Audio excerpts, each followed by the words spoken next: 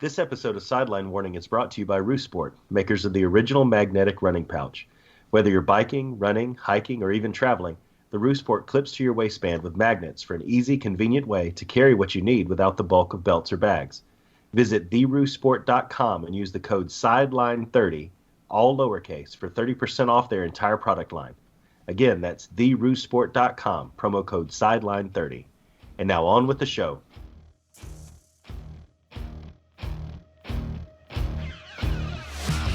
Ladies and gentlemen, this is Sideline Warning, the show where sports takes are sure to go way too far into the field.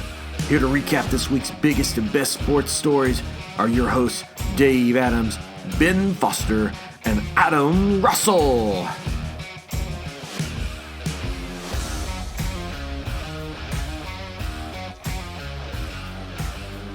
And welcome back into Sideline Warning, everybody. This is episode 57. Hope y'all all had a great break like I did. As always, you got the one, the only, the golden voice of the Southeast, Dave Adams, coming to you live and in living color from Harvest, Alabama, off my wonderful Christmas break. Somebody that didn't have a Christmas break because we kept him in the recording studio all the way down from Birmingham, Alabama, the one, the only, the tired Hollywood Ben Foster. Ben, did you enjoy your 5 days of Christmas break that Adam and I made you work? Who, me? Tired? No, I had a great Christmas break. Well, but we made you work, and you did a great job with the Outtake show and the Best Of show. It's not work if you enjoy it. Putting those two shows together was a ton of fun. Well, that's not what I recall from the text messages. It just took hours to do. Hours and hours. But you got to listen to 54 great episodes of content to find our best of. And you know what I learned in all that? We're really entertaining. We are, and we're getting better with age, right? I tell you what, I like me. Oh, I love me. And you guys are pretty good too. You know, I think we need to give you you might be getting up there with the golden producer of the Southeast. Can we do that? Is that what I am? Yeah. Tell you what, somebody who is all the way from the House of Mouse, Horizon West, Groveland, Four Corners, Fairview Shores, Dr. Phillips, the arena he won't be going to, Ocoee, Mount Dora, Hunters Creek, St. Cloud, the phenomenal brother, Adam Russell. Do you do those randomly, Dave? Yeah, I do, actually. Because you actually, there towards the end, you went furthest to closest. You actually kind of worked your way back. That was impressive. Yeah, really? It's almost like you've been prepping for this. You know, I do prep a little bit. A little bit. I don't believe you. Did you like the Dr. Phillips jab I threw at you? Oh, yes, absolutely. You know, because I was reminded of that in, what was it, the Outtakes? One of the episodes where it was the things I hate more than Auburn, or like more than Auburn. Yeah. Sitting online waiting for the Dr. Phillips amusement or music hall Hamilton tickets and not getting them. That was bad. That was an 8-hour ordeal. Yeah. Just ended up without tickets. When is Hamilton in Orlando? It starts on Blair's birthday, which makes it even worse that we don't have tickets. Well, you could always StubHub it. Sure. I could also fly to Santa Clara and go to the national championship game for cheaper. But we'll talk about that later. We will talk about that later. So while we were gone, first off, Adam, did you have a good Christmas break? I had a fantastic Christmas break, Dave. Did you? Good. It's still going on. I'm not back to work yet, so.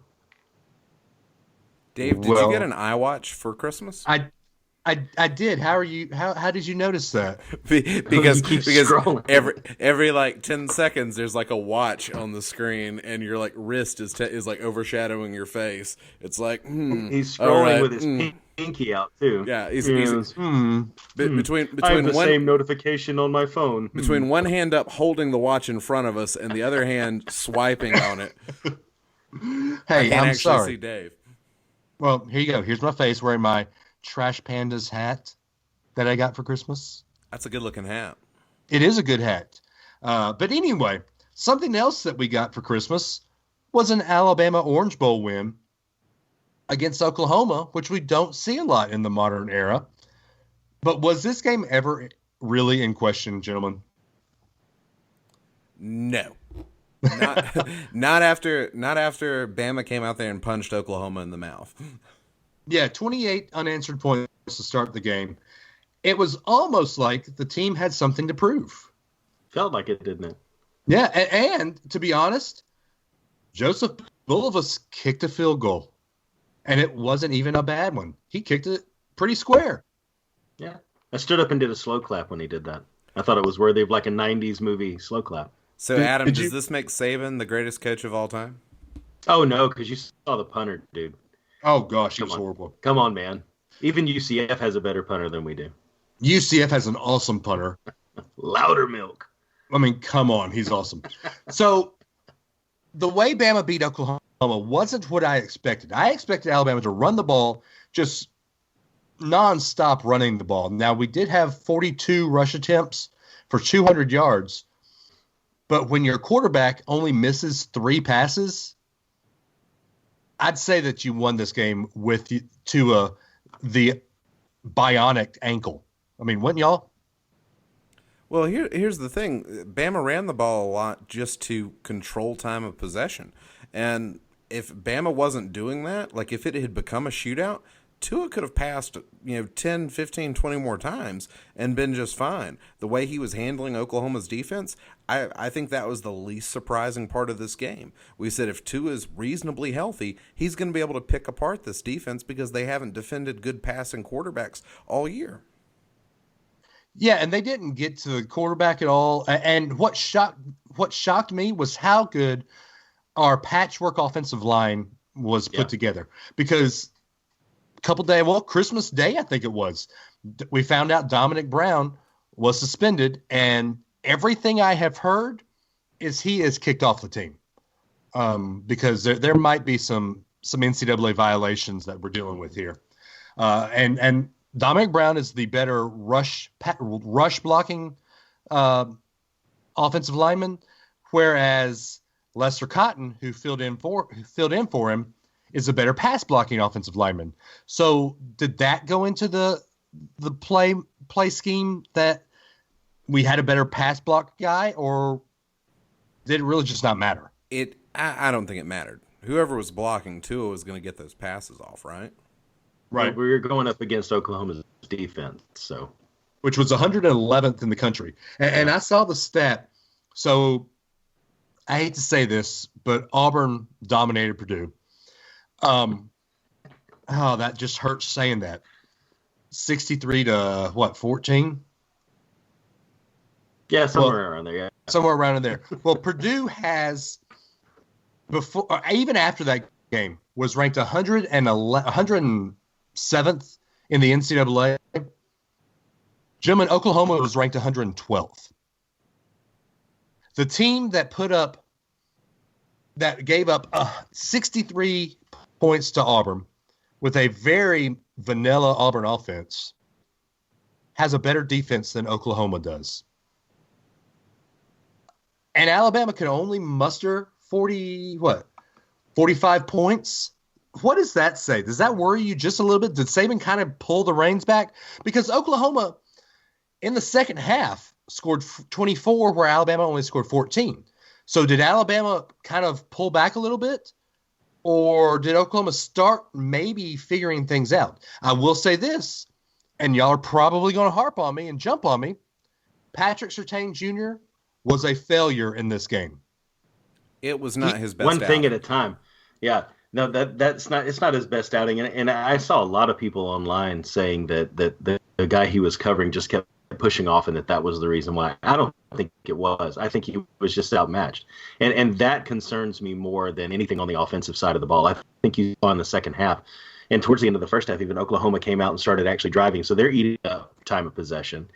And then once Alabama knows that Kyler Murray is starting to be productive, they want to slow their offense down too. Still score, still gain yards, but eat a lot more clock. And I think once we got 28 on the board, we slowed down. I don't think we took our foot off the gas in terms of like efficiency and productivity, but I think we tried to make the second half just run a lot faster and take advantage of that lead. But it does concern me against Clemson how Surtain played, especially when you have, 35-year-old Hunter Renfrow running around on the field. Yeah. Anything think in the secondary that's a weak link concerns me with Clemson. Hunter Renfrow started at Clemson when you and I were first at Alabama, Adam. Yeah. And that was 99 for me, 98 for you. Yeah. Yeah. Ben, go ahead. I know you're going to rip into me here. What am I ripping into you for? Surtain did not have a good game. And I think you're right. That's going to be a key spot where Clemson is going to go. I'm not sure that Renfro is going to be the matchup with Surtain. I think they've got a couple of other receivers that they may rely pretty heavily on to send Surtain's way. But Bama's got to make some adjustments there, or that could be really problematic against Clemson. Well, I think the one thing, and I don't know if we're jumping yet, and I don't want to jump completely over to the Clemson game. I think the one stat that jumped out to me was no one turned the ball over. Yeah, again, Alabama or Oklahoma, and I think that's one thing our defense has to do something about in the next game, because it's not going to be as easy for us to score. I don't want to, like you said, Adam, I don't want to jump because we will talk about the Alabama-Clemson matchup in the second half of our show. But the way that Alabama had to play against Oklahoma was straight man-to-man. And Alabama doesn't really play man-to-man that much. It's a zone read man-to-man hybrid type defense. And when you play against a quarterback that's as dynamic as Kyler Murray, you have to play straight man. You have to have a guy spying him. So a lot of the time, Surtain Jr. was on an island against that wide receiver. I'm trying to pull up his name now. It's C.D. Lamb.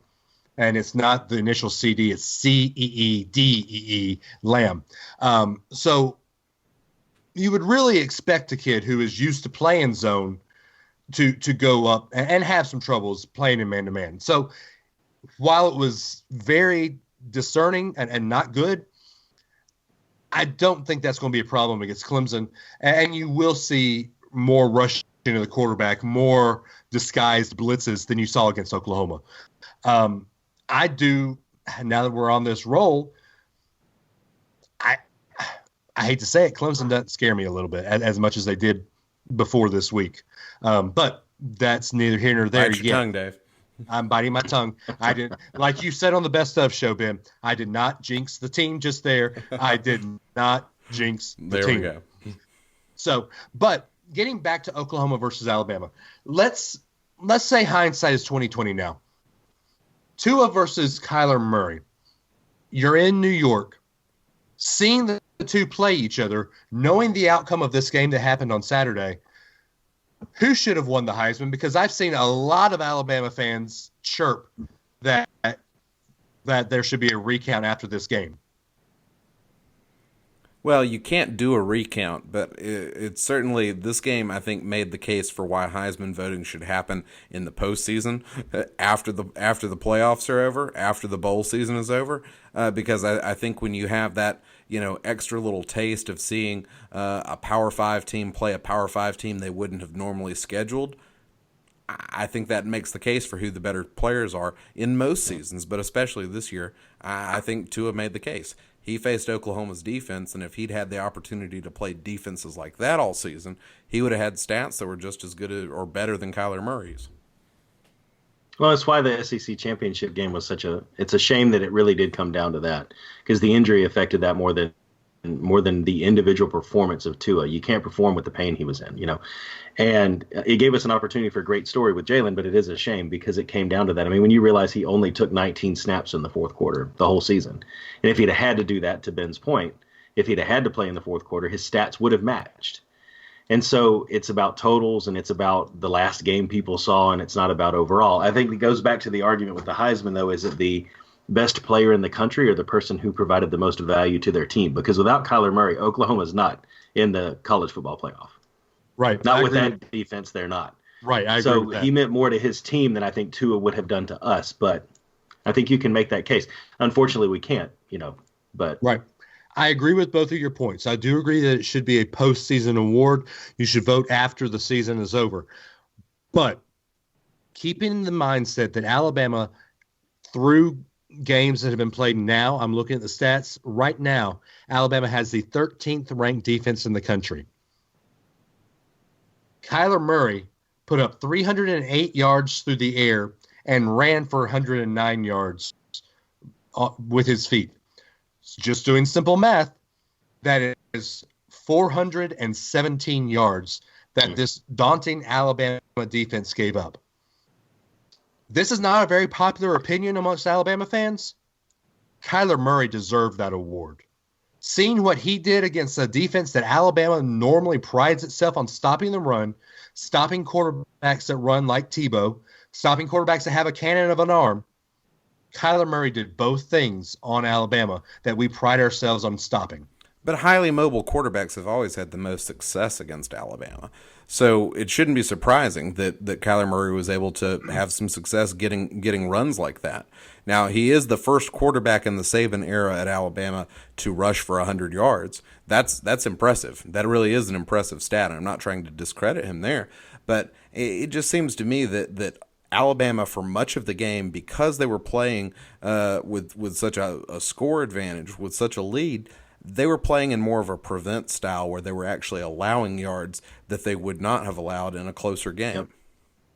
Just don't give up the big play. They were exactly. Yep. They were trying to avoid the big plays. And granted, Kyler Murray's highlight reel, he makes big plays, and that's not to say he didn't have any big plays. He had a couple of big pass plays that were really successful against this defense. But I don't think Alabama. I think he would have had more of those had Alabama been playing a different style against him.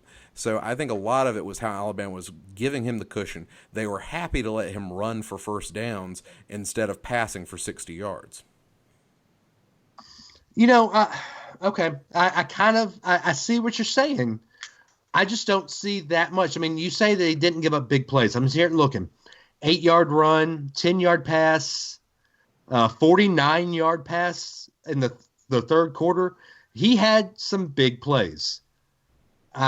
Okay, so there was one 49-yard pass. Well, and one long touchdown too.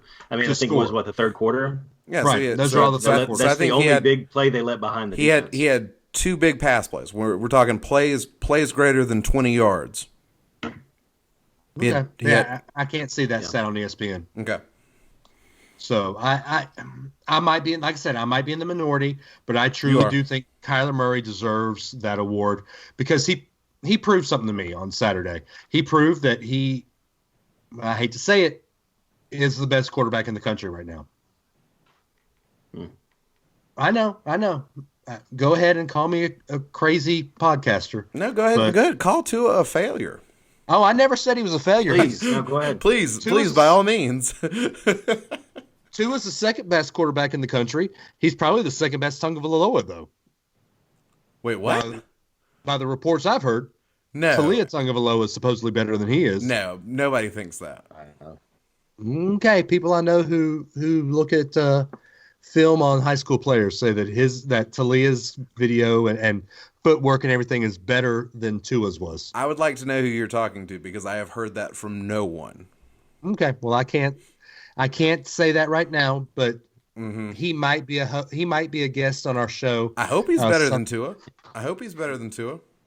Well, my source might be a guest on our show in the dead period. So if Talia is better than Tua, Saban is going to have like 12 national championships before this is all said and done. Well, gentlemen, we don't normally talk about other bowl games, but the other bowl game we have to talk about sets up what's happening on next Monday. Clemson played Notre Dame in the precursor game to Alabama fans. What were your thoughts? Notre Dame had no business being on that field. No. I mean, exactly as I think we all expected it to, really. Actually, it went worse than I expected it to go. Yeah. And I thought Notre Dame would at least put up a fight.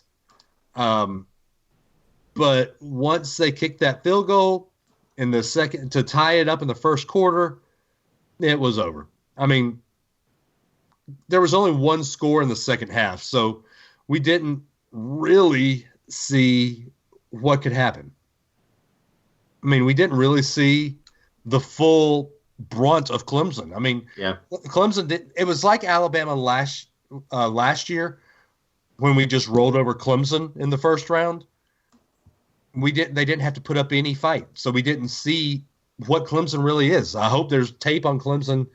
You don't think we saw what Clemson really is, though? The same team that struggled against A&M. I mean, this felt like Clemson. The same team that struggled against A&M started Kelly Bryant as their quarterback. That is true. So the same team that we saw then, the same team that we saw against Syracuse struggle. This isn't the same team. Yeah. So, I mean, I can't believe that. Well, I say can't believe, but it's surprising to me. They didn't even break 250 total yards. I mean, Notre Dame barely made a whimper. And this is without the best defensive player in Clemson. Yeah.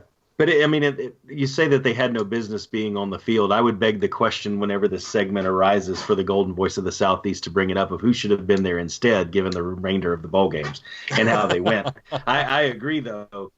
Notre Dame was the worst performance by far, but then you look at the three behind them after Oklahoma, who would have actually been able to do something? We're going to say Ohio State should have been there?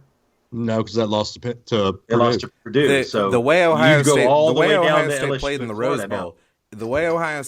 Rose Bowl, that was a playoff caliber product they brought to the table. The problem is you forfeit your right to the playoff when you lose to a team like Purdue. Yep. Right. Purdue's what, 6-7? Now that Auburn dismantled them, they have a losing record on the season. Yeah, something like that. You can't be in the playoff if you lose to that kind of team. Well, Adam, using your theology, I guess, for lack of a better term, your way of thinking. Theory. I like theology. That kind of makes it seem a little bit more great. Did Alabama deserve to be where they were in 2010? Did Alabama think that they deserved to be in the big picture? No, what? That was 2008. I'm sorry. 2008 when we played Texas? No, Utah. Yeah. Oh, yeah. I mean, Georgia fell into the same trap that we did that year. That's where I'm going with this. Yeah, when you play in the Sugar Bowl and it doesn't matter for a championship. Oh yeah, you're going to run around New Orleans and have lots of fun, and you're not going to think about football games. That's what's going to happen. Are they? Because they started barking at Texas on Twitter, and then they come in and play flat, which also it's called a hangover. That's what it is. Georgia. So are you making the case? Are you making the case, Dave, that Notre Dame should have been 5, Oklahoma should have been 3, and Georgia should have been 4? Yeah, I think I am. So an undefeated Notre Dame would have been out? But flip that. I think Georgia would have been 3 because they don't want Alabama, Georgia again. So they would have put Ohio State at 4. Or Oklahoma at 4. Or Oklahoma at 4. We'd still have that game. Clemson, Georgia. So then an undefeated Notre Dame doesn't make it. Against who? I hate to use. No, but I'm asking you the question. You're saying an undefeated Notre Dame. Because that does exactly what you said on Twitter or in our text messages. I can't remember which one it was. Yeah. It's time to force Notre Dame's hand. It's time to say no more free rides. Yeah. So then Notre Dame needs to be in a conference. Right. UCF needs to be in a power conference. And so Notre Dame would have been in a conference and won their championship game, and that's the criteria for why they would have been in the top 4, winning their conference championship. Hey, look, Notre Dame. I'm not making an argument about joining the conference. I'm making an argument about them being number 3. They completely wet the bed. I mean, they left a mess on the field against Clemson. It was a joke. Notre Dame. But I don't think you could let anybody else in there. Notre Dame as an athletic program has been straddling the fence where they're sort of an ACC member, but they're still like a football independent, and yet they have contractual obligations to play a few ACC teams every year. They need to go ahead and fully commit to the ACC, and then when Notre Dame has to play Clemson, that will conclusively prove Notre Dame doesn't belong in the playoff. Or what could happen is Notre Dame could give Clemson a game the way Georgia gave Alabama a game, and you have 2 ACC teams and 2 SEC teams in the playoff, and just reinforce everybody's hatred that it's all about teams in the Southeast. Yeah, Well, as you're saying that, I have a vision of number 1 Alabama and number 2 Georgia play. Georgia loses and drops to 4. Number 2 Clemson, or number 3 Clemson, and number 4 Notre Dame play. Notre Dame loses and stays at 4, and you end up with the same 4 teams that just played in the conference championship, even though 2 of them lost. I mean, all I'm saying, my only point I'm making with you is that we can't use the conference championship logic. We can't, the 3 of us as Alabama fans, can't really use the conference championship logic of, well, if Notre Dame had won a conference championship, they would have definitely deserved to be there. Join a conference. I'm with you. I'm absolutely with you. It's time for Notre Dame to do that. If they won part of my sideline warning for later. It's totally time, though. Yeah. If they won their conference championship, they would have won the ACC and would have had to knock Clemson off. So Would Clemson have stayed, though, because they were both top 4 at the time? I disagree, because that would have showed that, hey, Clemson isn't who we thought we were, because Clemson didn't have a huge schedule at the time. Their schedule was pretty weak at the time. So if they had played a top 4 team in Notre Dame, it would have knocked them out. Okay. So Clemson playing a top-ranked Notre Dame for the conference championship would have been much better for everyone than having Pitt. Clemson play Pitt. Yeah, I agree. Right. I totally agree with that. And Clemson or Notre Dame would definitely be in that top, whatever the coastal and whatever the ACC calls their divisions. The Atlantic and the coastal. Yeah, I guess Notre Dame would be in the Atlantic because Clemson's in the coastal, I think. Except in those scenarios that we keep doing that scenario where Notre Dame gets in the conference championship and somehow plays Clemson close. They wouldn't have. No, because we see, to borrow, was it Herm Edwards? They are who we thought they were. Yeah. Hey, they've never won a conference championship. No, and they haven't won a. Here's my thing, and I hate to go into this. I'm going to borrow my brother's argument. Jonathan doesn't listen to the show, so I can call him stupid and not have any repercussion. We got into a bourbon-induced argument over who will be Alabama's next head coach. And we were watching this game, and he said, well, I think we're watching somebody who I'd want as Alabama's next head coach, Brian Kelly. Said he's I'm sorry, what? He said he's a no-nonsense kind of guy. His players respect him, and blah, blah, blah, blah, blah, blah, blah. Because we were talking about how I don't want Dabo, how Adam doesn't want Dabo. So Jonathan said, well, then who? And I said, well, I don't know, Jeremy Pruitt, somebody here. And John said, well, I think if you're looking for somebody like that, then look at Brian Kelly. Brian Kelly's a no-nonsense kind of guy. He wins. I was like, Jonathan, he doesn't win. No, he doesn't win. He gets really close. When his team gets on the big scale, gets put up on the big pedestal, he falls flat on his face. I don't want Brian Kelly anywhere near my program, Jonathan. And here's the thing: Notre Dame fans are pretty rabid. They want a national championship, and to see Brian Kelly get this close twice, and not only not get the job done, not win the game, wet the bed, but to just get demolished.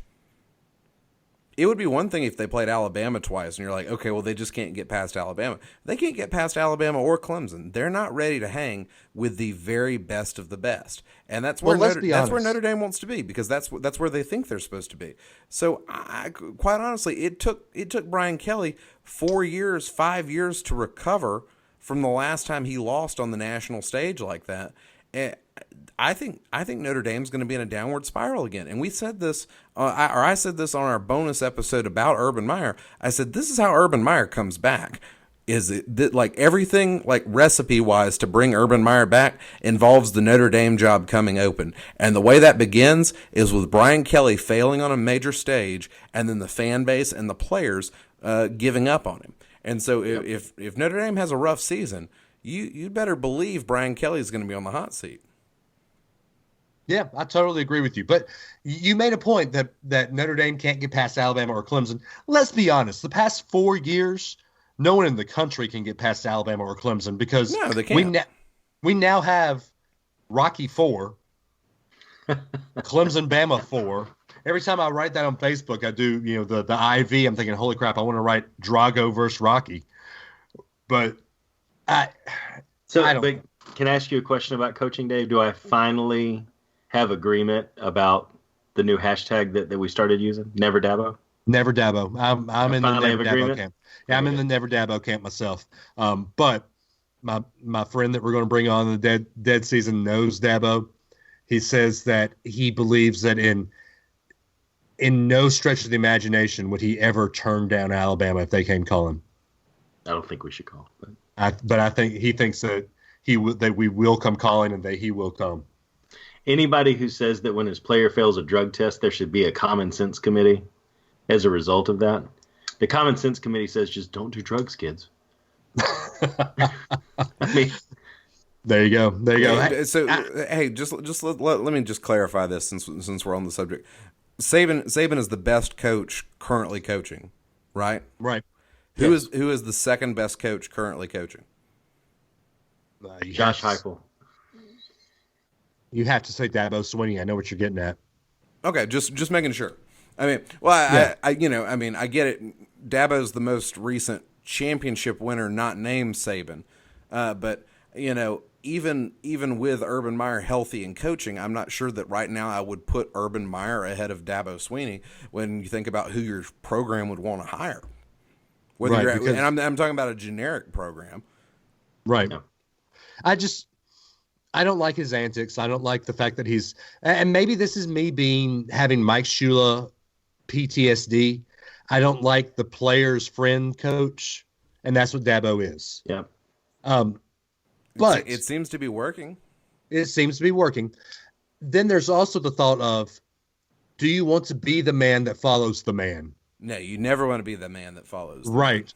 So I doubt that Dabo would want to be the man that follows the man, because who remembers who was past Bear Bryant or after Bear Bryant? Who wants to be the man that follows Nick Saban? We're all Braves fans. I think what makes the most sense is to be the man that follows the man that follows the man. Right. I mean, we're all Braves fans. Who was after Bobby Cox? Freddie. Hey, I like Freddie. I don't think a lot of that was Freddie's fault.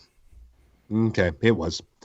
Adam, you wanted to say something I was else? just going to say, so we're going to go through three people before we get somebody good. No, it doesn't have With to be second three. ones. I hope it's not that way. I mean, Bill Curry left because he wanted to go to the NFL. So, I mean, Bill Curry could have been good at Alabama, I think, given time. That's an off-season debate we're gonna have. Given as much time as we've given Avery Johnson, maybe. Exactly. Ben, you got the chicken out. That scares me. But I didn't say we're going to talk about this subject, but I kind of want to now while we're kind of on failures. Kirby Smart, y'all. I was going to ask you about that, Dave. Yeah. Yeah, Kirby Smart. What I'm about to say is not going to make Georgia fans happy. Kirby Smart was billed as the savior of Georgia football. He's now in his third season. Let me read you some stats here. Kirby Smart's overall record is 32-10.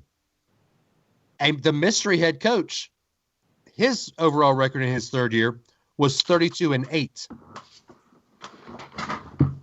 The mystery head coach, his 2001, he was 8-4. Or his second year, he was 13-1. His third year, he was 11-3. Kirby, 8-5, 13-2, 11-3.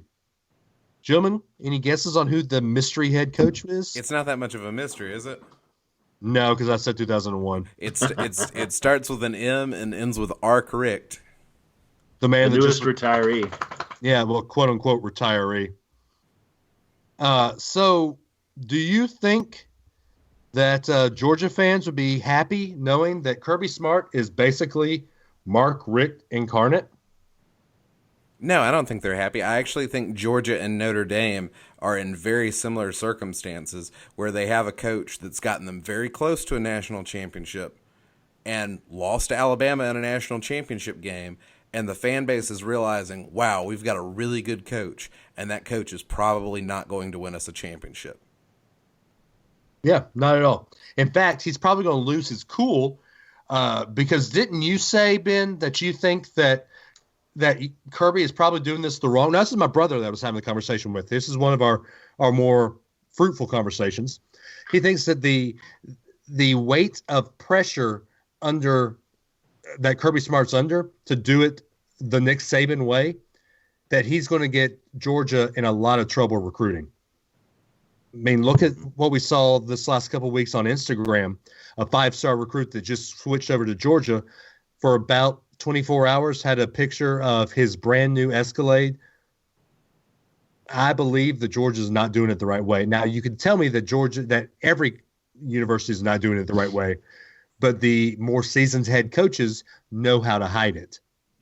I don't really care what kind of car a kid's driving or how he got the car, but the problem is Kirby just doesn't handle himself well on the big stage. The way he presents himself in pregame interviews, postgame interviews, he's kind of discombobulated a little bit. He doesn't instill a lot of confidence, and he doesn't smile a lot. There's a lot of coaches that you're going to give the benefit of the doubt just because they smile. Kirby doesn't smile. Kirby looks a little nervous every time he gets interviewed, and I think part of that's because he can't anticipate what questions are coming. And I really think it's something like that. But the problem is it just doesn't instill a lot of confidence when you hear him. So the fan base, I think Georgia and Notre Dame are in very similar situations. The fan bases are ready to mutiny. They just need that one more thing to tip them over the edge. And it's going to be a situation in the coming year where Notre Dame or Georgia or both of those schools lose a game that they shouldn't lose. And that's when the fan bases are going to go, oh, that's it. That's all the evidence we needed. This is not the right guy for the job. You mean LSU? It could be. LSU this year was Georgia shooting themselves in the foot. But if they'd beaten Alabama, they would have been in the college football playoff. But if they do something like that again this coming year where they lose a game they shouldn't, there's going to be a mutiny. The fan bases are not going to be happy, and that's going to be how everything starts snowballing to undo Kirby Smart at Georgia, to undo Brian Kelly at Notre Dame. And then there's going to be a couple of high-profile coaching openings, and that could be in the next couple seasons.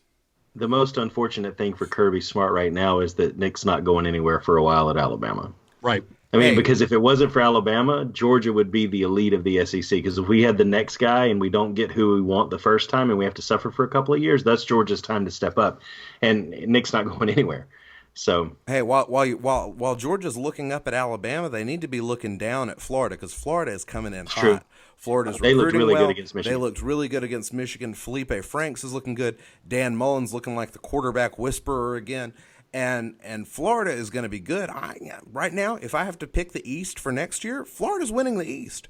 And it's one thing for Georgia to get to the SEC championship game and lose brutally to Alabama. It's something else to lose the world's biggest outdoor cocktail party and then not make it to the SEC championship game at all.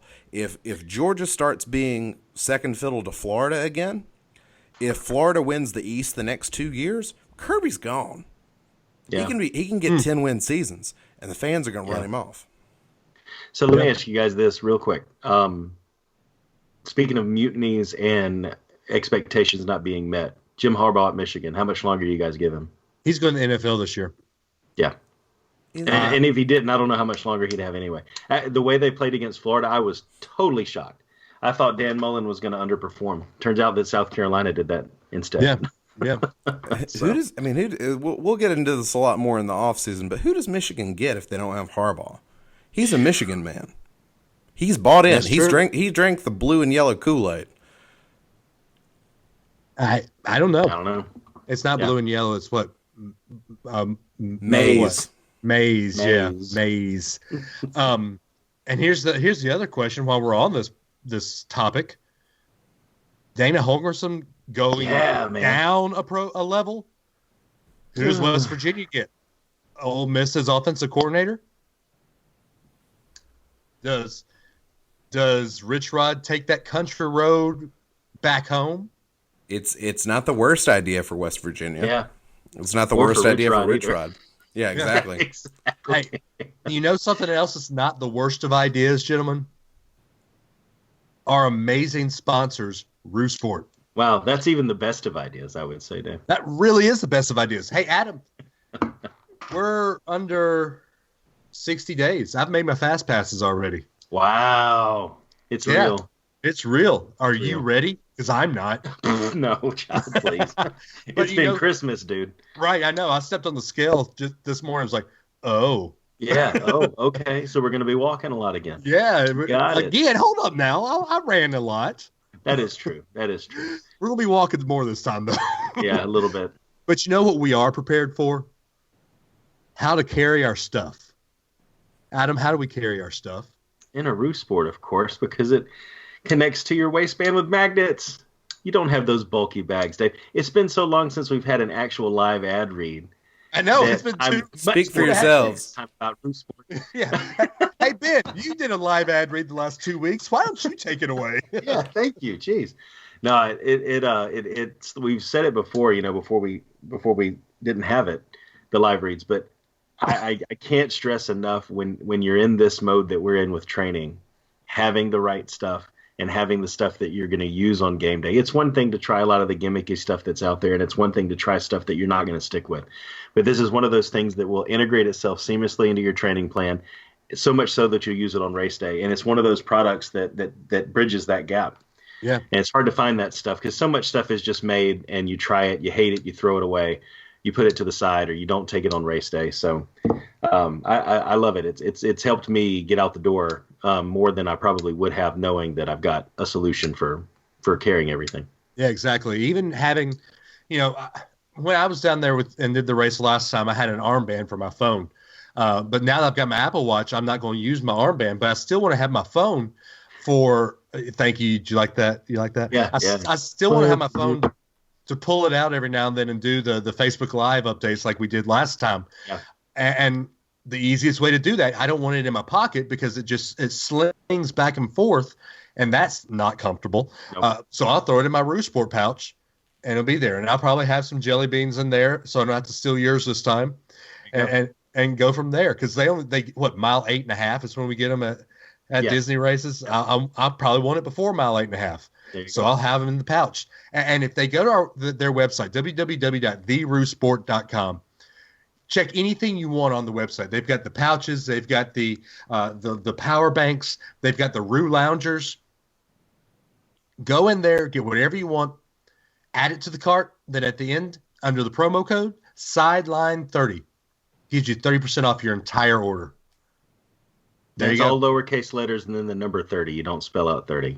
Right, because if you don't know that by now, then you know. And hey, be on the lookout, guys, too, because I'm going to reach out to no pressure to these guys if they're listening. I'm going to reach out to Roo Sports. They're usually at a booth at the expo, so I'm hoping we can do a joint little Facebook Live little ad or something like that. So we should be able to meet up with those guys and say hey and show it off to everybody there, too. So keep an eye out for that. Hey, I'm going to put you on the spot here, Adam. While we're live, I'm going to be down there Friday morning. Like we fly in Thursday night, so I'll be there Friday morning. Let's go to the expo together so we can try to introduce ourselves, and we'll try to get Ben. We'll try to get Ben on the phone so we can introduce him as well. Good. That way, that way we can go in and we can all have a live ad read there from Brenda, and I forget her husband's name. Come on, Dave. No pressure. I know. Brenda's Earl. The one we talk. Earl, Brenda and Earl. There we go. There you go. Wow, sorry guys. Go to Roo Sport, talk to Brenda and Earl, tell them Sideline Morning sent you. Guys, we'll talk to you all at the expo. Something I won't mess up, hopefully, is getting tickets to this game. Because it seems like no one wants their tickets to a game in San Francisco. Or as I said in our pre-show meeting, San Fernando. Sorry. Yeah. I had the Cars song stuck in my head. Santa Clara, which is in the San Francisco area. Right now, the cheapest ticket is on row 17 and upper corner 418 for $152. That is a steal. That is a steal. That's actually okay. So I'm looking at an article that was written at 8:06. So something has happened since then. I'm looking at USA Today's For the Win. The cheapest they had it was $142.50. So it's gone up since then. Yeah, that one ticket sold. Yeah, that means that 142 ticket got bought. Yes, it did. Somebody read that article and then bought that ticket. Right. Yeah. Face value for these tickets was at the lowest $475.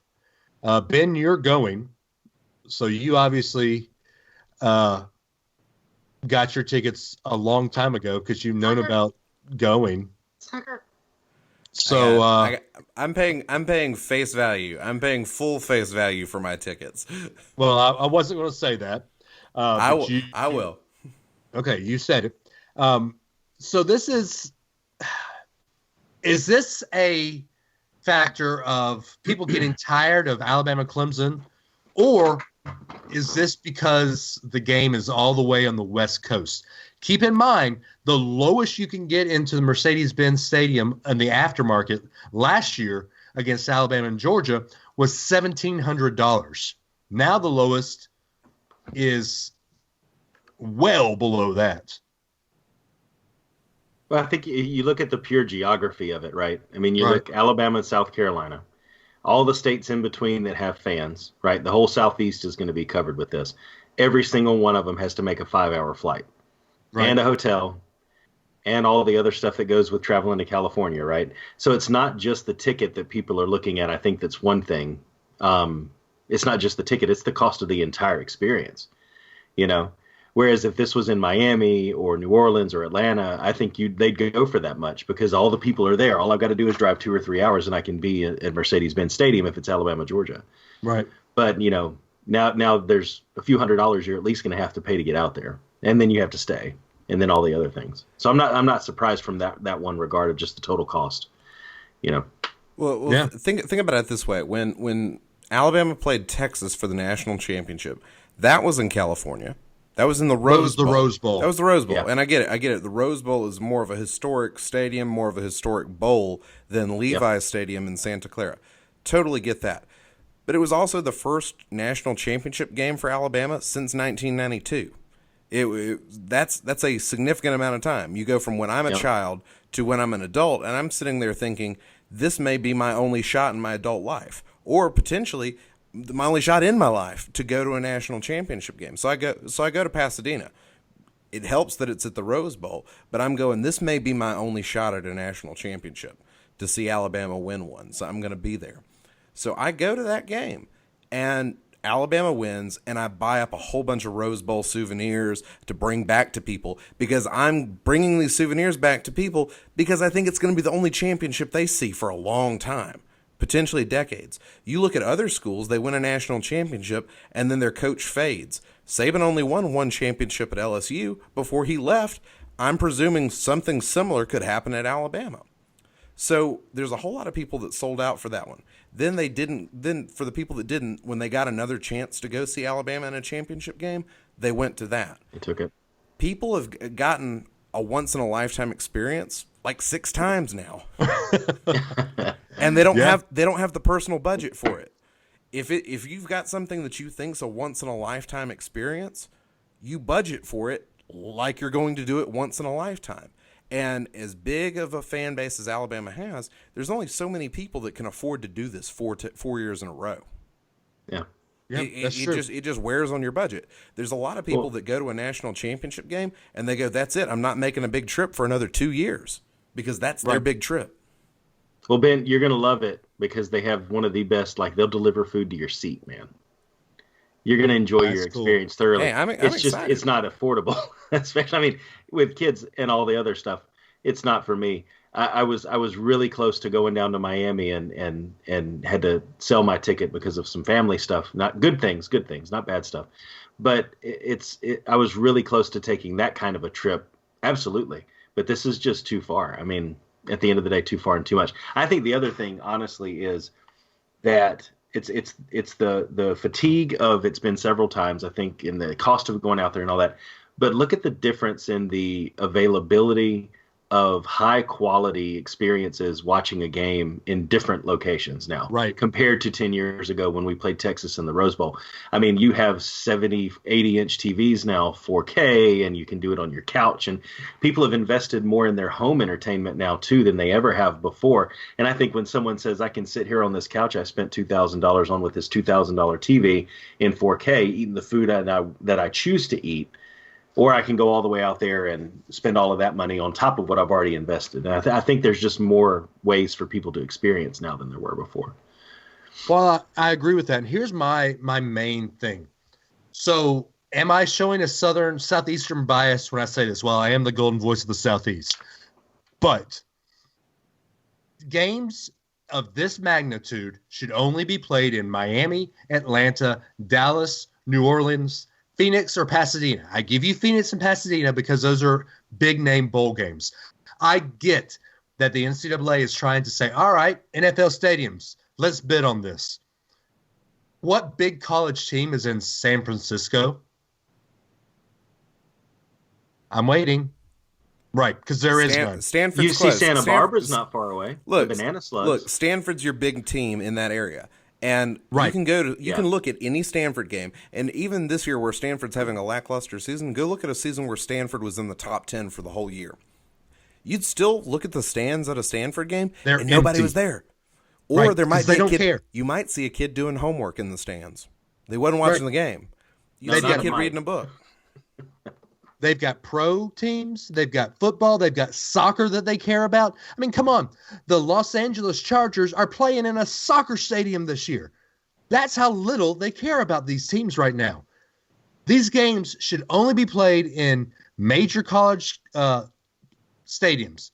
The Rose Bowl, the Sugar Bowl, the Mercedes-Benz Stadium, Miami, Dallas, New Orleans. Those are all big name college towns. They don't give a flying rat's you know what about college football in San Francisco. This game should not have ever been scheduled to play in San Francisco. I'm sorry the NCAA screwed the pooch on this. Well, also, you got to think these things get planned years in advance. So the bid for this stadium, Levi's Stadium in Santa Clara to host it, was back in a time when the Pac-12 was getting teams into the playoff. Oregon was in the playoff. Washington was in the playoff. Now the Pac-12's evaporated. They haven't been in the playoff the last 2 years. The Pac-12, you heard me say it a couple episodes ago, Pac-12 may not even be a Power 5 conference right now. They're a Power 5 conference in name only. They're not. The way they play football and basketball is not like a Power 5 conference. So Oregon's they're a year or two away from being a playoff team if everything goes right for Mario Cristobal. Washington and Washington State are going to figure out a way to cannibalize each other. Yeah, they will. That's, these other teams, Stanford's going to figure out a way to lose a game or two. These teams are not going to make it to the playoffs. So Oregon's the best bet for the Pac-12. And you look at a scenario like that 5 years ago, you go, why wouldn't Oregon keep winning? Why wouldn't they be in the playoff? If you have a West Coast team that's doing well, you're going to have some interest in a San Francisco playoff. But not two teams. It's really just the perfect storm. You got two teams from the East, two teams from the Southeast. I love the South, but the South doesn't have as much free capital as the rest of the country in many regards. And so these fan bases are depleted. They don't have any extra cash, and they got to travel across the country where flights are just absurd. Somebody needs to be chartering some more planes. I get the airlines have opened up extra flights, but somebody smart needs to be chartering some planes and just doing a solid for the fan bases. Yeah. Here's the other thing, and I'm going to get into something else here in a second, but here's the other thing I'm going to harp on. What in San Francisco do you want to see, really? I mean, you've got the painted rows of houses. You got the little curvy street. The Golden Gate Bridge, come on. The Pier 39. For you and I, Adam, there's the Walt Disney Museum. Yep. But beyond that, I don't really want to... House. Well, that's the Painted Lady. This is Doubtfire's house. Painted Ladies. But here's the thing. That stadium is 40 miles south of San Francisco. You fly out there, an Uber for 40 miles is probably going to cost you what, Ben? $100 each way? Easy. Look, the Santa Clara is right next door to San Jose. Everybody's trying to book a flight to San Francisco. They need to quit doing that. Fly to San Jose. That's where the game is. Go see a Sharks game, San Jose Sharks. The Sharks are actually playing. I looked at this. They're playing like a couple of days either side of that. And, San Jose has a good, they have the Earthquakes. It's a soccer team. Obviously, MLS season's not going right now, but San Jose is a sporting city. Anyway, the point is, there's ways to get out there. There's ways to go to this game. But I don't know. The universities need to get serious about it. Like Alabama has the resources. Somebody from Alabama should be chartering a plane at cost. Yeah. I agree. There's planes out there that are chartered right now where you can pay $1,500. You pay $1,500. They fly you out there. They bus you to the game. They bus you back to the plane, and they get you back all in one day. It's a day trip. You don't spend any money on a hotel. But $1,500 is a lot of money. Yeah, it is. Alabama, the University of Alabama, Clemson University are money-making machines. It would not kill them to charter planes at cost to turn out their most loyal fans. Yeah. That's not a bad idea. Yeah. So here's what I want to harp on. So this game, we know where the game's going to be from 2024. So I'm going to go through these after this year and tell me good idea, bad idea. You ready? 2020, I know this is going to be unanimous. New Orleans. Yeah, baby. Great idea. Yep. 2021, Ben, you were just there. Hard Rock Stadium. Decent idea. Yeah, decent. I don't like the field. Miami's still hard to fly to sometimes. Like yeah, it is. It's a small airport. I caught a deal. Well, you can fly into Miami or Fort Lauderdale. So I actually flew into Fort Lauderdale and flew out of Miami. There's options, but it still is expensive. And Miami itself as a city is expensive. All the restaurants cost a ton. The hotels cost a ton. There's never a break on the hotels because the weather's always great there, or always pretty good. Hey, Ben, I've got an idea. 2021. We know Alabama will probably be in that game. I say, you and I, we fly down. We stay in the greatest hotel I've ever stayed in. Hotel De La Russell. The Shea Russell, yes. And the three of us drive down there. I'm down with that. But let's not pay face value for tickets, please. Yes, let's not. Sideline road trip. Well, hey, look. Paying for face value is a little rough this year, but there have definitely been years where paying for face value was the way to go. Right. Okay. That's true. So after that, 2020, Lucas Oil Stadium. I'd go. Great idea. In the middle of January? Yeah. You'll be cold, but it's in a great facility in the middle of the country. I had a friend who went to the Big Ten championship in Indianapolis, and he said it was phenomenal. It is a great place to watch a football game. So I'm taking his word. I'm very, very interested in going to Indianapolis. Also, Indianapolis has a ton of hotels that are cheap, so it's okay. Right. You shoot up 65 if you're from Alabama. You can drive up there. Indianapolis is actually closer 7 than hours. you think it is. Yeah, it is 7 hours max. It is a day's drive. You can do it. It is doable. That makes sense for a Bama fan. Yeah. 2023, we're back in the West Coast, but we're in Los Angeles. The new LA Stadium at Hollywood Park in Inglewood, California. I think it's a decent idea. I think people are going to want to see that stadium. They'll want to see the stadium, but it depends on what teams will be there then. Yeah. Is USC going to be in it? Probably not. Well, Urban Meyer will be the head coach then. So yeah, USC. Yeah, in 2022, USC and Notre Dame will both be coached by Urban Meyer, and he will play himself for a national championship. There will be great attendance. So there will actually be 60,000 Urban Meyers that show up and go to the game. The future's weird, y'all. And then 2024 is in NRG Stadium in Houston. Great facility. Yeah. Sure, I'd go. Yeah. Well, you'll go to all of these, Ben. So, all right. So there's our economics talk. Let's get down to it. As the guy on HQ says, let's get down to the nitty gritty. Oh, gosh. Let's talk facts. Numero uno. No. Let's talk facts. Alabama, Clemson. First off, just eyeballing it. Who's the favorite to win the game? And take your crimson-colored glasses off. I think crimson-colored glasses aside, I do think Alabama. And I think the spread's a little bit too close. I think it's 5.5 right now. Yeah, I think it's a little too close. I think that our offense is potent enough. It's been potent enough against everybody we've played, and every time we went up against somebody, we've been cautious, right? The three of us, at least. I think we'll live up to the hype again. I think the tail of the tape's going to come down to our secondary. But I think Alabama. Okay. Ben? I'm taking the crimson-colored glasses off, but I still think the advantage is to Alabama. You've got I get it, Clemson's been there before, Clemson's been close, but they haven't been there before like Alabama has. Alabama has this confidence because they've won close games. They have confidence because of the 2 wins over Georgia in the 2018 calendar year. They have that kind of confidence, and they also have the confidence that comes from preparing for a very tough Oklahoma team and being able to punch them in the mouth. Clemson, we don't know how much confidence they got from handling Notre Dame because Notre Dame never bothered to show up for the game. So Alabama has been tested recently, Alabama has been focused recently, and Alabama had enough flaws that Saban can refocus them for this game. So I think Alabama has a lot of those things in terms of energy and focus really working for them.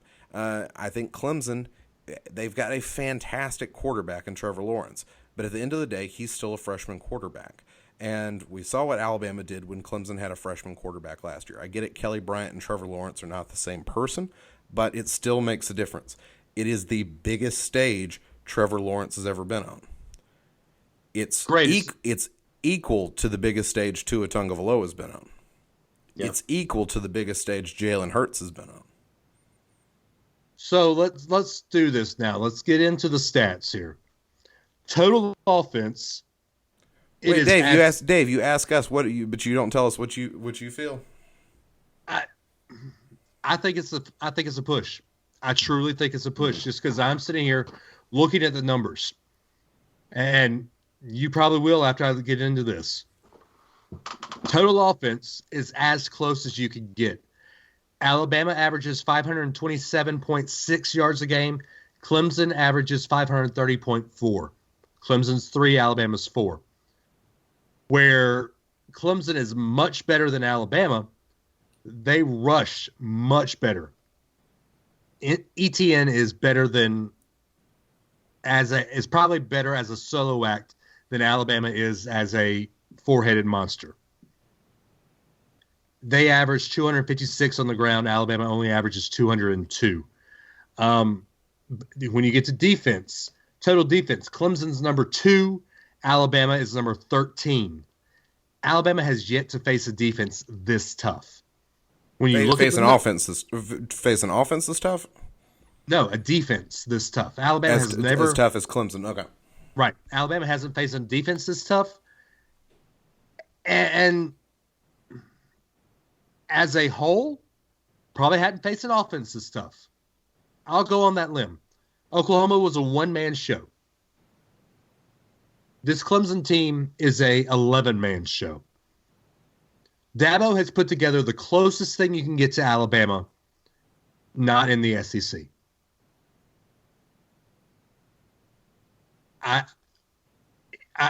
Where I think Alabama is going to really, really, really be better is time of possession. Alabama likes to milk a clock.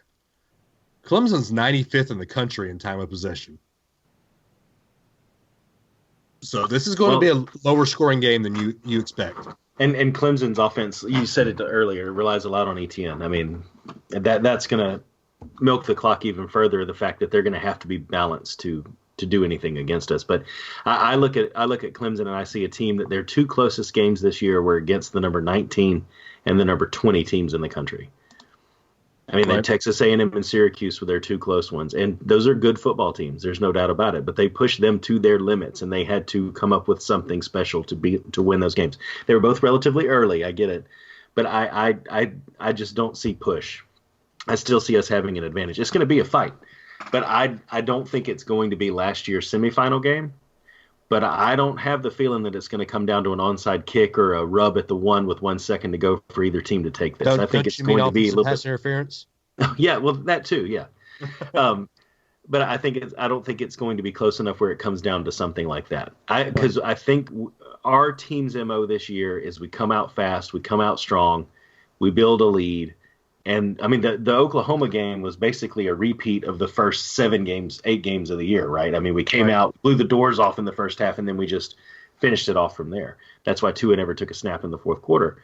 But I don't see anything with the defense that stops us from doing that. I think we can trade at least score for score with Clemson, but I think we have more of an ability to take it all the way to the end zone. Your question: who is the best quarterback Clemson faced this year?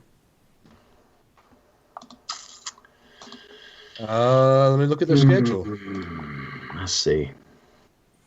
Some people would say it was while you're looking at the schedule. I'm going to put a couple of ideas out there. Some would say it's the guy they just faced most recently, Ian Book. Yeah, that's what I was going to say. There's a lot of people say Kellen Mond. Some people might say Kellen Mond at Texas A&M. Other folks might even throw out Eric Dungy, who's the quarterback at Syracuse. Syracuse, yeah. Those are pretty good quarterbacks. Are They're they not Tua Tagovailoa? No. Are they Jalen Hurts? No. Well, I think that's part of the offensive stats too. Is you have to look at the schedule. I mean, we said several times, Dave, before we got into bowl season, who have they played? I made that case really strongly that I didn't even have them number 2 because of the schedule. But I have a good feeling about it. But if you want to go ahead and call it a push and say Alabama's a failure, I'm all for that. No, I'm not going to say that because, I mean, these teams are the 2 best teams in the country. Oh, yeah. No doubt. We discredited Oklahoma for not playing that tough of a schedule.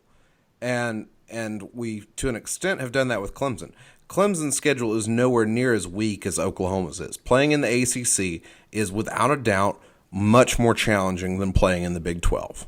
I think we can all agree to that.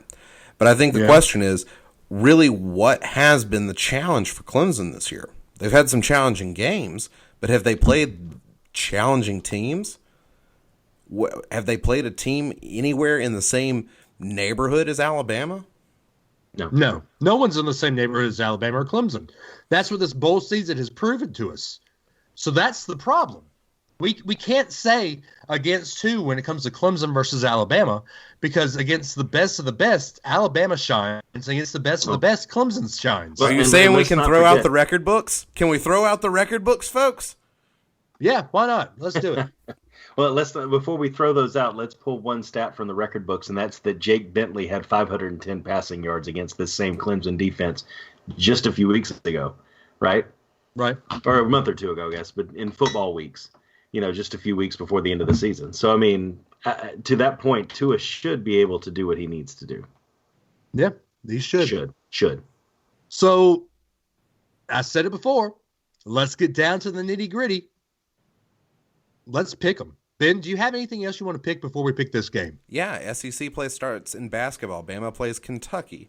I don't think football. I don't think you guys have any confidence in Bama basketball. So I'm sure both of you are picking Kentucky to win. So tell me how much Kentucky is going to beat Alabama in basketball on Saturday. Just give me a point spread. A point spread? You don't want points? Well, just tell me how much Kentucky is going to win by. It's at Rupp, right? It's in Tuscaloosa. Thanks for playing. All right. but here's the thing: all the students and all the Bama fans are going to not be paying attention, and they're going to be in San Francisco. So it's going to be a challenge to get a good crowd there. So it's going to be mostly blue. Alabama has won 6 straight now? I'm sorry, what? Alabama's won 6 straight now? Oh, I thought you were talking about against Kentucky. I was like, no, absolutely not. Alabama has won 4 straight. Okay. Yeah, Kentucky wins by 20. Yeah, I was going to say 25. 20 and 25. Okay, how about Kentucky? I think Alabama can beat Kentucky. I'm just not optimistic that it'll happen. I like Kentucky by 8. Wow. In this game. Will you be there? Yes. I'm a Tide supporter. I planned my flights around the Bama basketball game so I could get Bama basketball and a national championship together in one span, because that's what true fans do. Okay. All right. Well, Ben, what else are we picking? That's it. That's all we're picking. We'll get to real SEC basketball picks next week. Oh, we're not going to pick the game? Well, I meant that's all the other Alabama picks. Game, yeah. I meant that's all the other picks besides the national championship game. Okay. Well, the national championship game kicks off at 7 Eastern, and you can watch it on 14 different ESPNs. I will be watching it on the Watch ESPN app where I can listen to Eli. And it's 8, unfortunately. Well, it's 8 for you. Yeah. 7 for me. Yeah. Most of our fans. Well, actually, no. We've got fans listening. You said 7 Eastern. I just wanted to make sure everybody knew. Yeah. We've got fans in France. It'll be 5 Pacific for people at the game. With fans, and they'll be eating breakfast when the game for is on. all 5 fans going to the game. What time is it in France? Because I guess we should say, how do we say hello in French? Bonjour. Bonjour to our French listeners. Yeah, we're making a fool of ourselves over here. I guess we do it in order, so I'm going to start on our bowl pick'em league. Which let's see what the live up to date leaderboard is. I have it up if you want me to go through it. Yeah, go ahead. Give us the live up to date leaderboard, Adam. Yeah, so Kyle Gilbert, which you would expect. I mean, come on. It has 543 total points, and he has the national championship game as his 3-point game. Mm-hmm. So he has 546 max. Dave is in second place with 501. And he has the national championship game as his 8-point game. And I'm 1 point behind Dave in third with 500, and that's my 32-point game. So, I assume all three of us have Alabama. Right. So if Alabama does win, I will lose by 14 points to Kyle. Okay. Who's after you? Is it Bird? Rough Cam 1990. Yeah, that's Cameron. The guy that won last year. And then Jay Bird is 443 points in fifth, tied with Dave is wrong. Whoever that is wrong. And in last place, behind my wife, Hollywood Ben Foster. But I'm going to gain a lot of ground with the national championship game. There you go, because it's your number 40. Yeah. But you can't win. You can't. I don't think my wife has Alabama winning too. But I can gain some ground. Little bit. My wife would still be ahead of you, no matter what happens. We'll see. Just let that sink in. You lost to me in the regular season and the postseason, and not only me, you lost to my wife as well in the postseason. It ain't over till it's over. All right, so let's pick them. Well, you know that I'm good at picking these postseason things because as of right now, I'm in second place. I've got Alabama winning 38-17 because. Nice. I think the key to this, every time Alabama has played Clemson, by the way, my wife just heard me say that. She said, hey, now. Every time Alabama has played Clemson, the Alabama tight end has been a huge factor. Alabama's tight end is Irv Smith Jr. We know how good he is. I believe that Irv Smith is better than O.J. Howard. And we saw how good O.J. Howard did against Clemson. I believe Irv Smith is going to be the guy as long as Alabama covers the 30-year-old Hunter Renfrow. He was ready to retire from Clemson himself. Right. So I've got Alabama winning 38-17.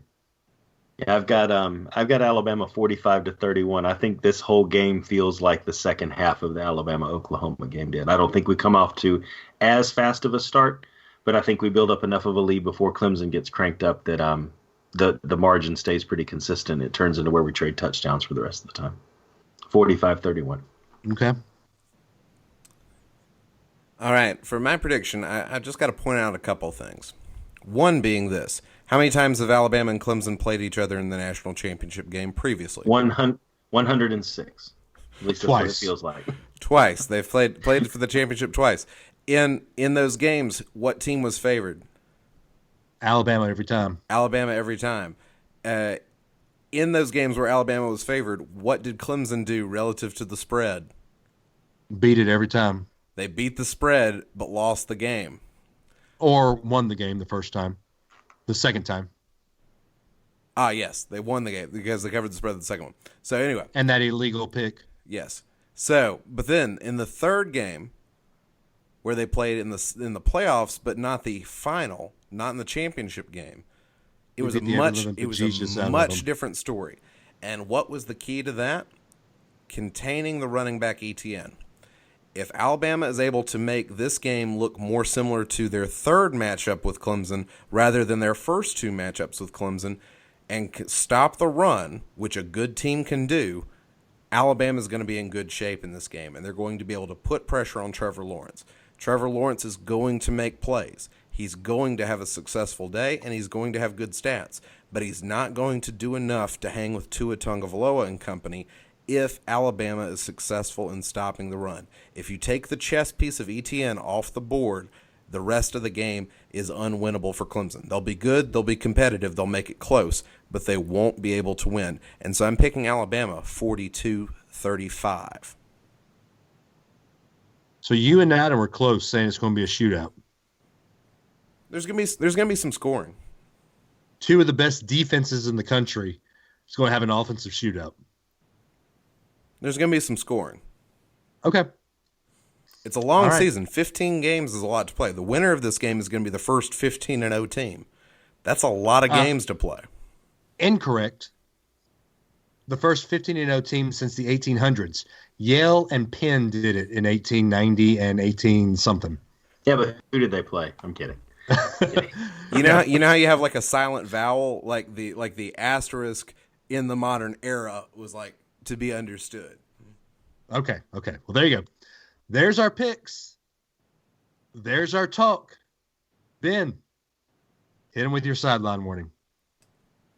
For my sideline warning, I just want to point out two men who are leaving the coaching ranks currently. Their names are Urban Meyer and Mark Richt.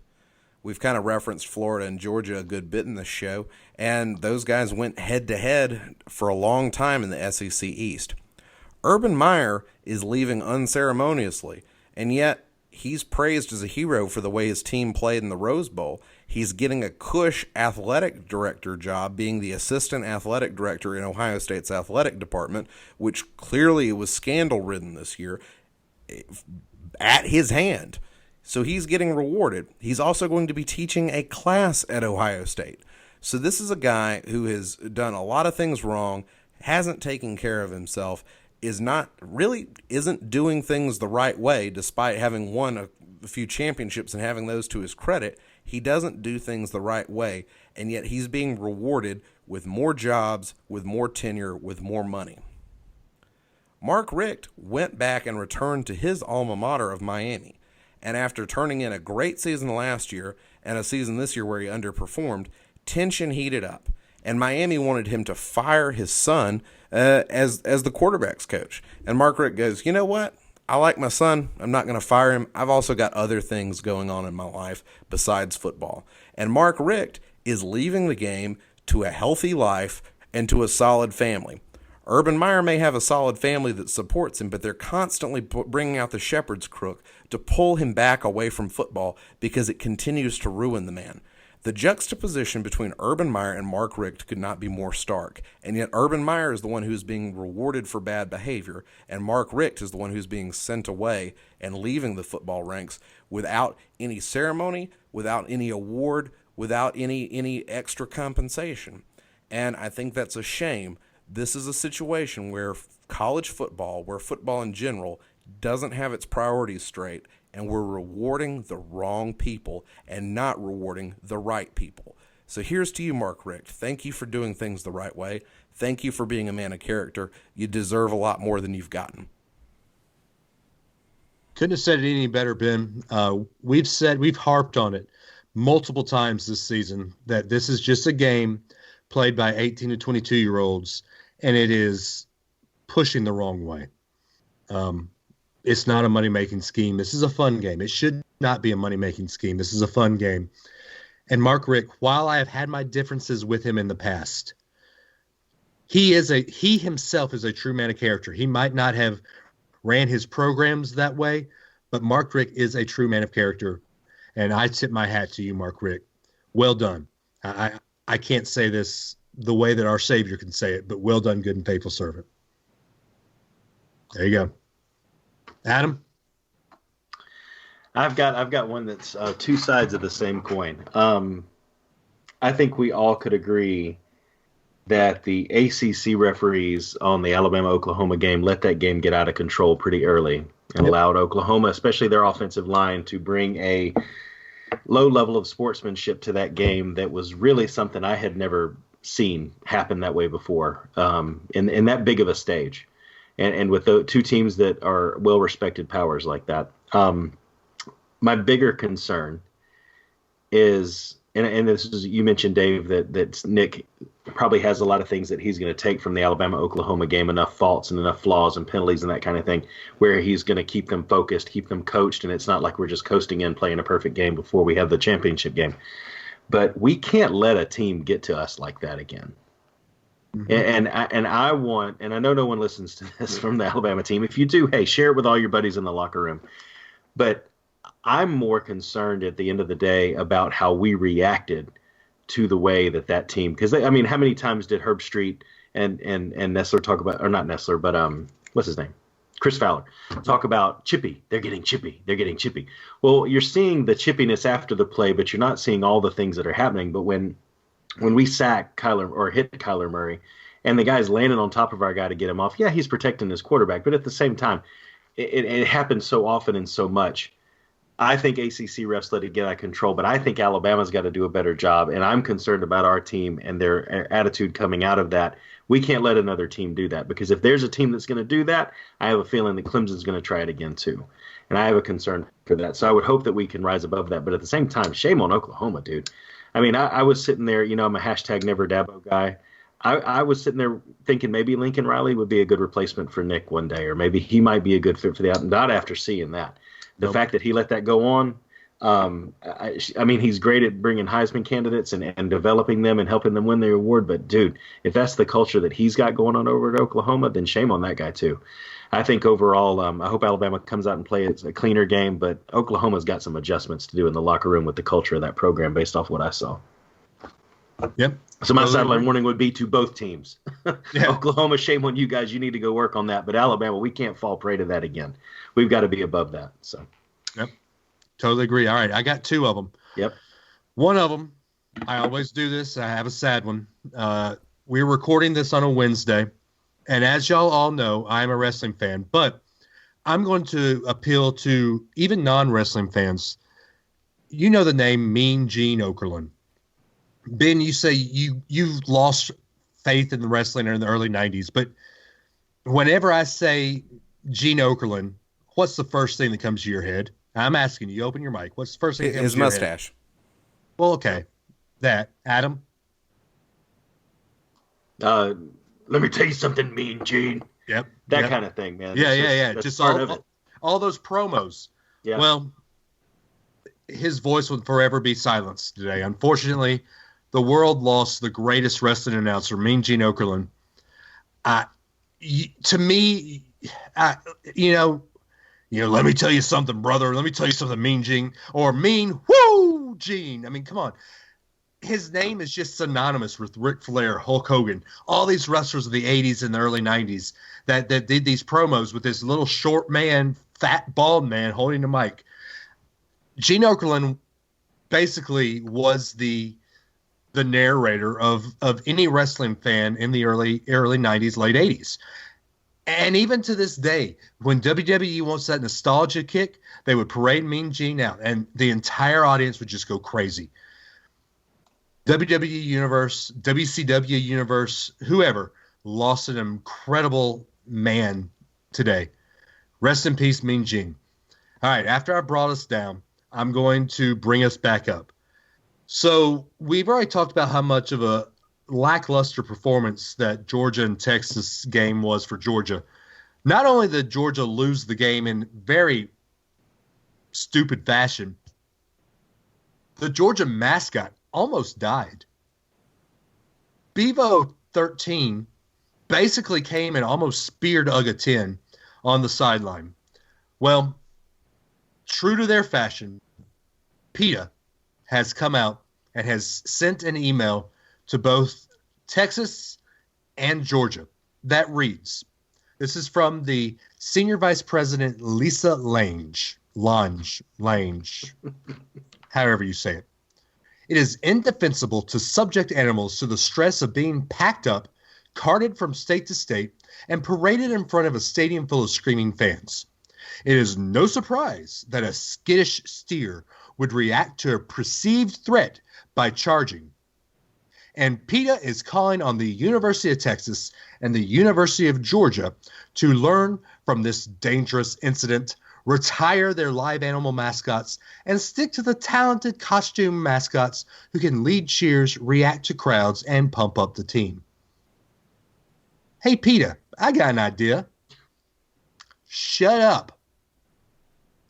First of all, if there's two fan base you don't want to piss off, it's Texas and Georgia. Because Texas, everybody owns a gun, and Georgia fans have the Everybody owns a gun there too. Yeah, okay. Yeah, Georgia much. fans have the brash emotion of Alabama with the trophy case of Vanderbilt. But they are that big into their team, as Alabama is. You tell Alabama to retire Big Al, you're going to have a riot. Hey, PETA, you tell Georgia to retire Uga? Do you realize how precious that dog is to them Georgia fans? You're stupid. So, PETA, my sideline warning goes to you. Hang it up. We ain't giving up our meat in the South. We ain't giving up our guns. And you stay out of our college football. We ain't giving up our meat. That's your new quote, man. So can I add one thing to that, Dave? What comes to my mind too? Uga, it's ridiculous. Dogs are domesticated animals. They don't parade Uga out and have him do tricks. He sits in an air-conditioned house during the football games. That dog is more well taken care of than Miss Lange's own personal pets that she have. That dog lives the life. Right. It's one thing to do an animal like that and to have whales in captivity at SeaWorld or something like that. Now, Bevo, you take an animal like that spooks and can really kill somebody if it gets spooked. Those handlers, I don't know what in the world I don't know if they fell asleep, but nobody had a handle on that sucker, and he was huge. He was trying to gore some of the media people that were around there. Well, Bevo, I can kind of make an argument for that. I could get myself there, but Uga's a dog, man. What are you going to do? You're going to give him to a Georgia fan who's going to parade him around before the game in front of the stadium? He's going to end up there anyway. So Uga, it's ridiculous. Bevo, but still, at the end of the day, who cares? Well, let me ask you this. What is the name of the dog? What's the breed's name? It's a bulldog. Right. What were bulldogs bred to do? Contain bulls. Contain bulls. And you notice the bull didn't go past him. And you notice Uga didn't really back down. No, I put it out there on Twitter. Their peoples have been at war for centuries. Right? That's hilarious. And you can't spell bulldog without two back-to-back L's, by the way. Oh, Adam went there. See? Logan, if you're listening, I'm sorry. That Don't was apologize to him. That was Adam Russell. Run Tide Run at no. Not like I said something bad about Kiss. Come on. Oh, all right. I would never. Come on. All right, wrap it up, Dave, before I get in trouble. Well, Ben's up to the mic. That means he wants to say something. Oh, please, Ben. Oh, I was just gonna say I'm shocked PETA wasn't protesting the old pigskin. Oh, it's not really pigskin anymore. All right. But still, that would be the kind of thing PETA would do. Also, Texas and Georgia, those fan bases, they're members of PETA, just the people eating tasty animals, PETA. All right. Well, it's been too long since we've recorded together, as you can tell. But Adam, if they want to record with us, how do they do that? I almost forgot it. It's been so long, Dave. You need to give us a call, guys. 931-44-BLITZ. Give us a call. You're going to hear a really quick message. It's going to connect you to our voicemail. Leave a voicemail. We'll play it on the show. We'll respond to your question. We'll respond to your take. Just give us a shout. We love to do that. We've had whole shows of it before. We find a way to weave it into just normal shows. So give us a call, 931-44-BLITZ. Leave us a question. Leave us a take. Whole cities call us. Whoever wants to, just give us a shout. And if you want to get a hold of us on Twitter, we are at SW The Show. I am at DAdams419. He is at Hollywood Ben Foster. The other one is at Run Tide Run. I'm sorry. I know. You are at the Ben Foster. Look, it's been 3 weeks. It's been 3 weeks since we've done this. 3 weeks and he forgets my handle. You're at the Ben Foster. He is at Run Tide Run. The show also on Instagram, SW The Show. I believe we need to start that up because Ben has been to Miami and didn't put any pictures on the Instagram. Ben. I sent you guys photos. There wasn't good reception in the stadium. No, you didn't. No, you didn't. I didn't get a picture. See, there wasn't good reception in the stadium. Okay. Well, also join us on Facebook. You can like us on Facebook. We are facebook.com/SW The Show. Also find us on that Facebook fan group. We just search for Sideline Warning fans or fans of Sideline Warning. I forget how it is. But anyway, guys, come back next week when we talk about, hopefully, the number 18. And next year we start Quest for 19. I did not jinx it. I said hopefully. But guys, we say it every week. We love you. We will talk to you next week. And roll time.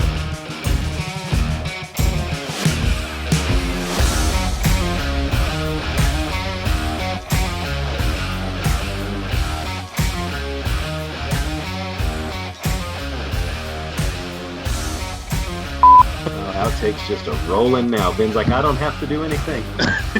just keep the last 5 Some of these may not make the outtakes. You know what Ellie says about the game?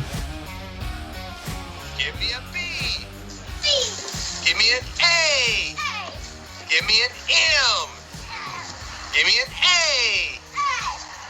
What do you got? Louder. One more time. Roll